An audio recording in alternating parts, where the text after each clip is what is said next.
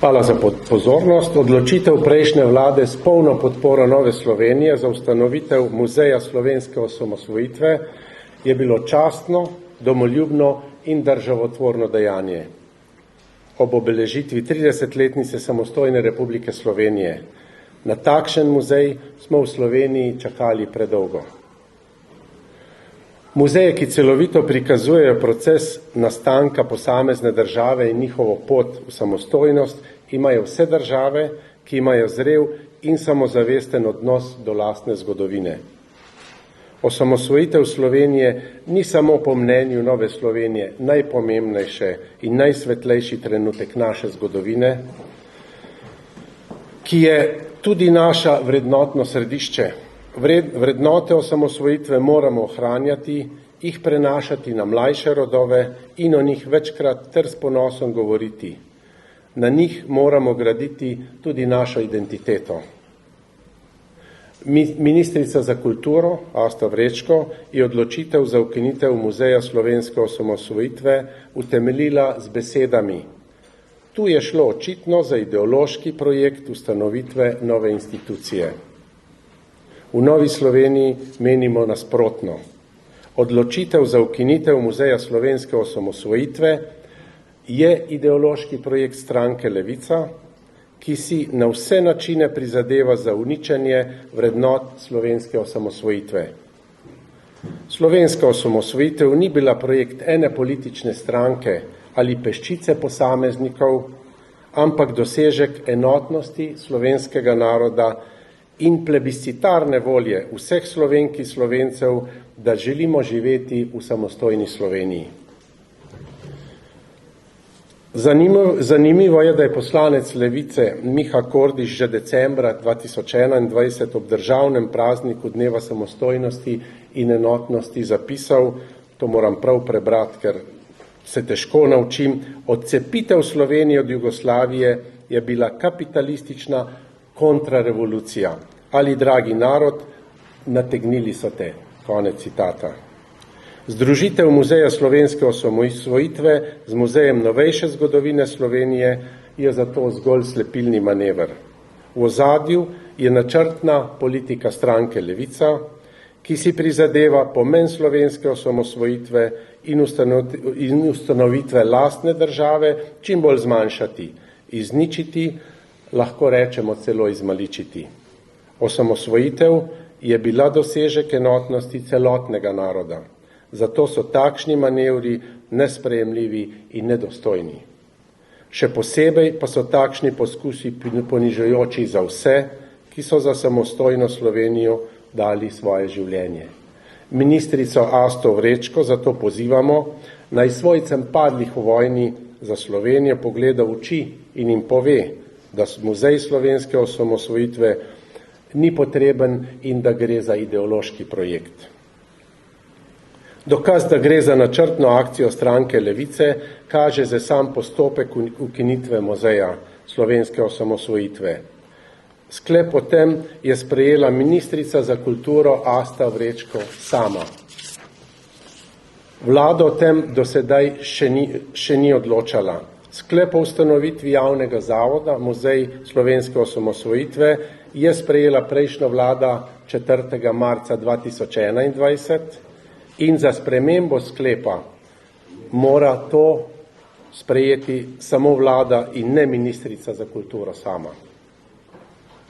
Zelo cenimo in podpiramo prizadevanja predsednika Republike Boruta Pahorja, ki je pozval predsednika vlade dr. Roberta Goloba k ponovnem premisleku glede ukinitve Muzeja slovenske osamosvojitve. Aktualni predsednik je celo dejal, da je to vrednota, ki širi in krepi nacionalno zavest, opozarja na državotvorni in narodotvorni pomen samostojnega muzeja osamosvojitve. Vse te manevre pa vidimo tudi v luči politiki te vlade, ki želi izbrisati vse, kar je prejšnja vlada dobrega storila. Naš nekdanji minister za obrambo Matej Tonin je pripravil 2 noveli zakona o posebnih pravicah žrtev v vojni za Slovenijo, ki jih je sprejel Državni zbor Republike Slovenije. Z njima smo vsem svojcem padlih v vojni za Slovenijo in svojcem civilnih žrtev dokončno namenili dostojno odškodnino, hkrati smo jim dali jasno sporočilo, da njihovo žrtev cenimo, smo zanjo neizmerno hvaležni in da njihov pogum ne bo nikoli pozabljen. Nova Slovenija je skupaj s Slovensko demokratsko stranko prejšnji teden v parlamentarno proceduro vložila tudi novelo Zakona o posebnih pravicah žrtev v vojni za Slovenijo.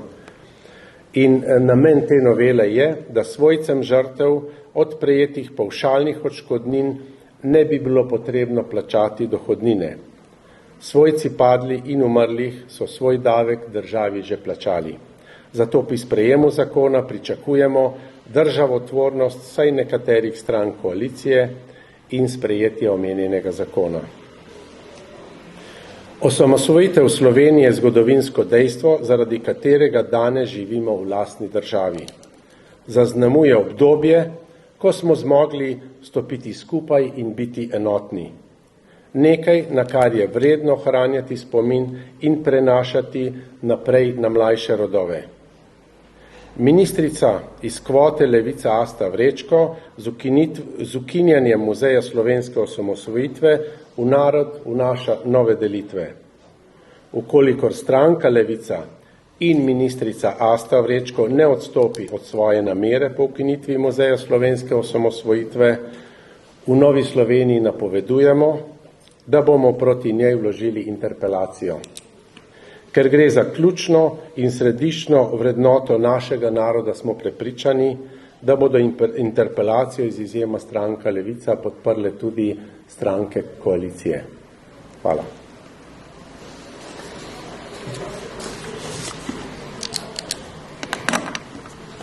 Spoštovani gospe in gospodje, hvala lepa za pozornost ob zelo pomembni temi, na katero resnično nisem računal. Govorim z izkušnjo nekoga, ki je bil udeležen v procesu osamosvajanja in ki težko razume, da se to dejstvo osamosvojitev, ki nima primere v slovenski zgodovini in s katero smo dosegli največ, kar lahko nek narod v političnem smislu doseže, torej da se danes tako rekoč norčujejo iz te pridobitve, jo skušajo spravljati v polarizacijsko tekmo z neko drugo vojno, z nekimi drugimi dejstvi. In jaz nikakor ne vidim v tej formalno razloženi nameri, da gre za tehnično ali administrativno zadevo. Češ združimo dva muzeja, prihranimo in tako naprej. Zdaj, če ta vlada ne želi varčevati pri novih ministrstvih, ne vidim potrebe, da bi varčevali pri dveh muzejih. Ampak to je obrobna opomba. Zame, tudi kot predsednika Združenja vrednote slovenske osamosvojitve, ta zadeva ni nedolžna. Rad bi izvedel danes na tej seji, ali je to točka koalicijskega programa ali je to samo solo akcija stranke, o kateri je gospod poslanec Žakelj že govoril. Jaz sem hvaležen Novi Sloveniji, da nastopa tukaj z jasno besedo in tudi z soodgovornostjo svojega deleža v koaliciji, ki se je odločila za ta muzej. In jaz odločno nasprotujem temu, da bi se to zadevo videlo ali predstavljalo kot ideološki projekt, ker če je to ideološki projekt, je plebiscit ideološki projekt, je vsa osamosvojitev ideološki projekt in se strinjam s poslancem Žakljem, da s tako kvalifikacijo muzeja, ki je nacionalni in kulturni projekt prejšnje vlade, da se s tem pač ideologijo vnaša v to odločitev. In to se mi ne zdi modro in nedvomno bo to hranilo polarizacijo.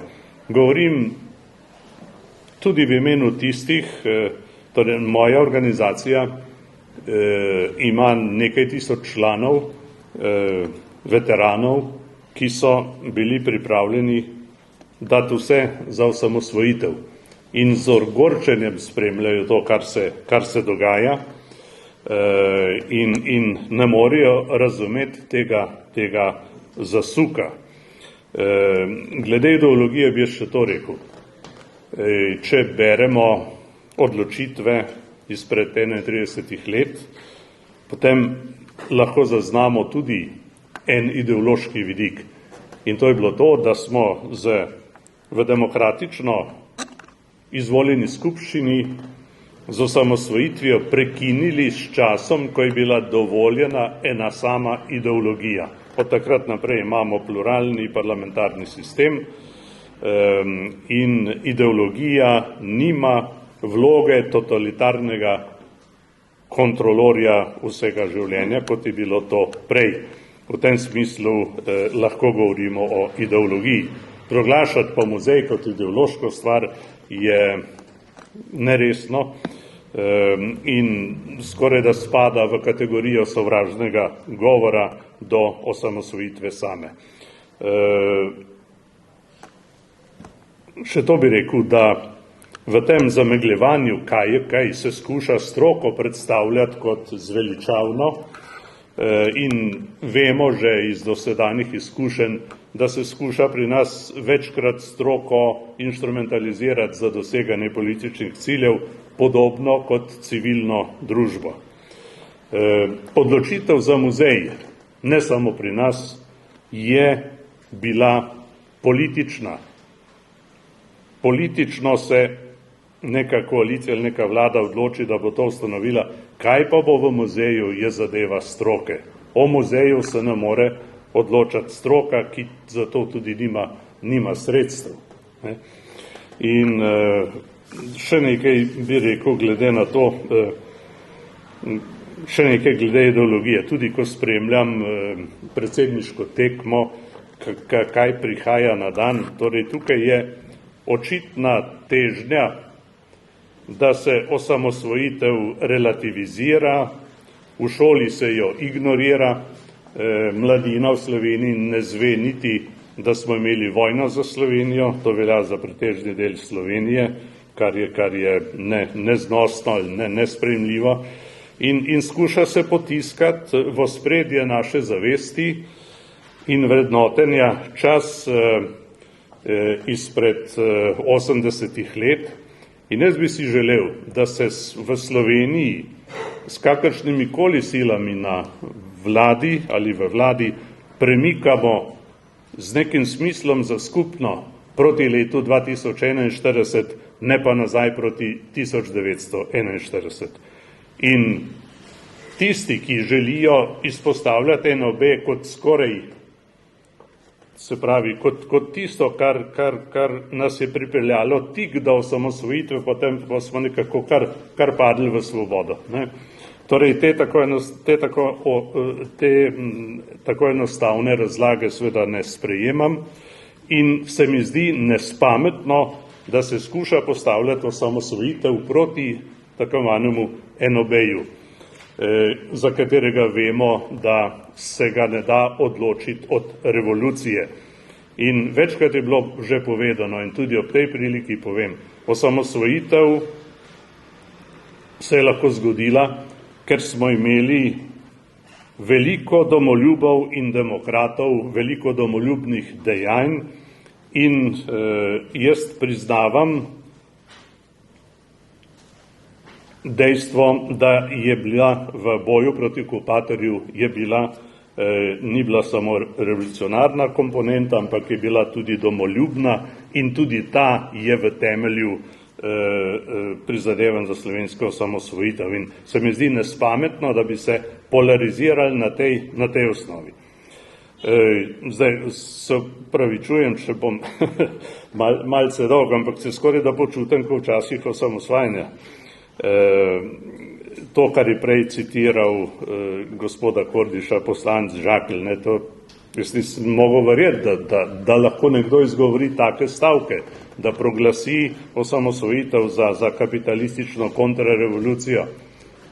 Še manj bi si pa predstavljal, če bi ta mož, ki se je ponudil tudi za predsedniškega kandidata, če bil slučajno izvoljen, hvala Bogu, je ljudstvo povedalo svoje, ampak če bi bil on predsednik vlade, bi se zgodilo, da ne bi videli več slovenskih zastav na proslavah, bi imeli samo še rdeče. Lejte, to se mi zdi res podobno pljuvanju na častno četo Slovenske vojske lansko leto, ko so stali ob državni proslavi. Torej, nam se dogajajo taki negativni izrazi odnosa do osamosvojitve, ki pa z leve strani ne doživijo tako rekoč niti komentarja ali pa celo odobravanja. Torej, meni je žal, da smo prišli v to situacijo. Ne vidim potrebe, da bi se na to temo polarizirali. Prihajajo sitni časi, to napovedujejo odgovorni ljudje te države in jaz svetujem, da bi se namesto polarizacije začeli malo bolj resno pogovarjati, kako bomo skupaj vse to preživeli. Vesel sem odziva predsednika države, ki je bil jasen v podpori samostojne muzejske ustanove in danes torej sem tudi nisem vesel, da bo odbor o tem govoril, nisem pa vesel razloga za sejo odbora za kulturo danes. Jaz bi lahko še marsikaj na to temo povedal, ampak kot je rekel poslanec Žakelj, osamosvojitev je tisto, kar nas je povezalo, nas je združilo. Nek drug čas, desetletja prej, nas je pa razdelil in osamosvojitev smo naredili tudi zato, da ne bi naprej živeli razdeljeni. Za vlado, ki sem imel čast voditi, lahko rečem, da je bila vlada narodne enotnosti, v njej so bili tudi pravi nekdani komunisti, so bili ljudje iz opozicijskih strank, ampak so se podpisali pod projekt osamosvojitve in jaz sem vesel, da smo to delali skupaj in da smo uspeli. Hvala za pozornost.